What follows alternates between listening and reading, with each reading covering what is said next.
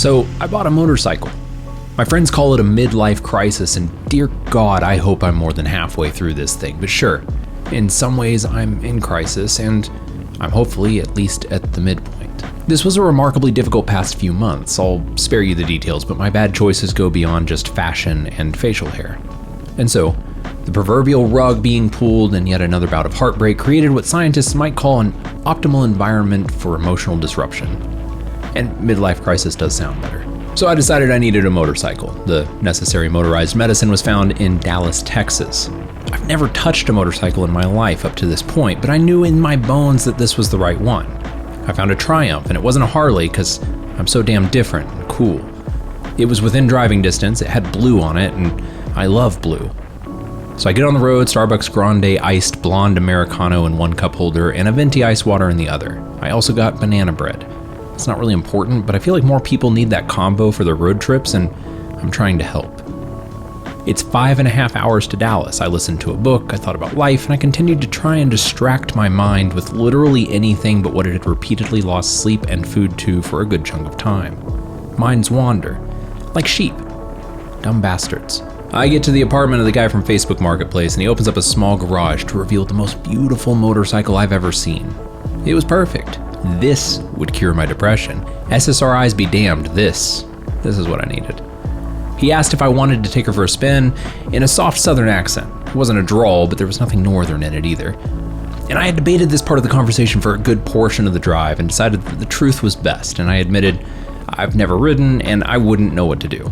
He paused for just a fraction of a second and shrugged before flipping what I would later learn is called the ignition.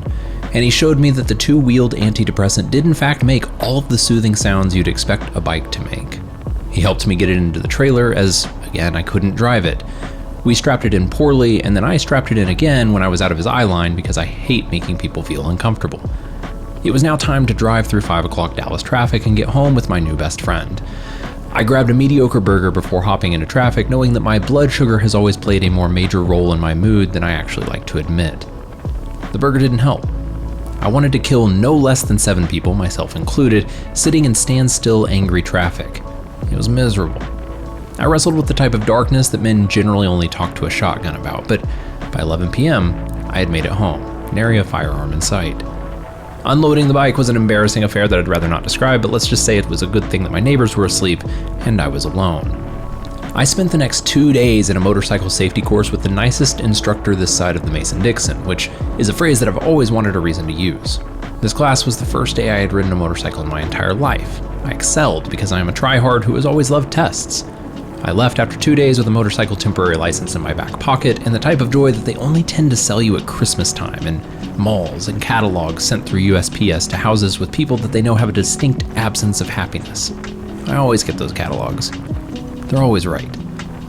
I have ridden every day since. My bike is lovely, everything I wanted, and more. I come up with excuses to ride everywhere, and when I can't think of anything, I just go get coffee.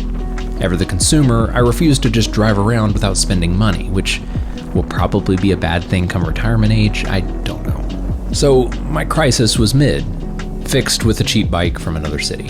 And I'm better now, right?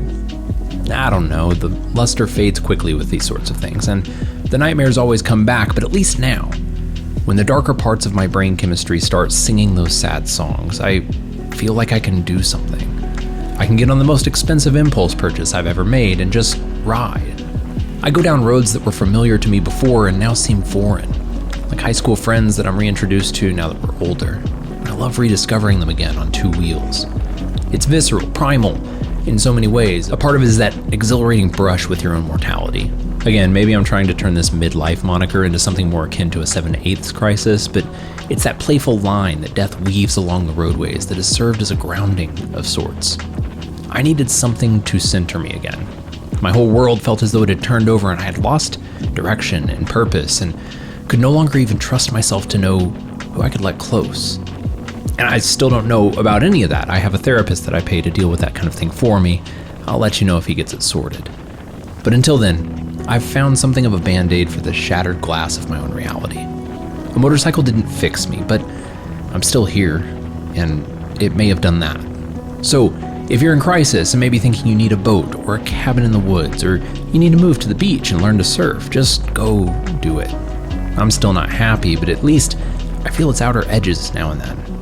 At 65 miles per hour on a side road in a town that I've always hated on a bike that I loved at first sight.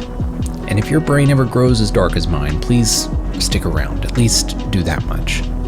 I've been told it gets better, and I'm going to try and see if they're lying, because I probably love you, and other people do too.